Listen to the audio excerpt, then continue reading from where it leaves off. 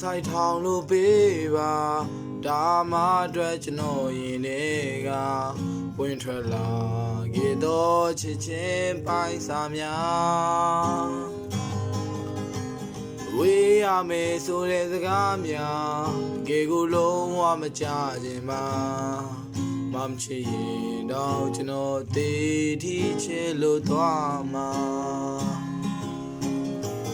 ကိုဒီရင်ကုန်ခဲ့သောတိတ်တွေကိုဘယ်လိုညင်ရထုတ်ရမလဲ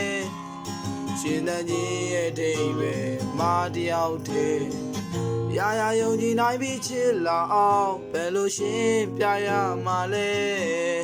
ဒီလိုနဲ့တယောက်တည်းချိန်ပြီးတော့ခြေခွဲမိုင်းတွေမှာရှိနေခြင်းတဲ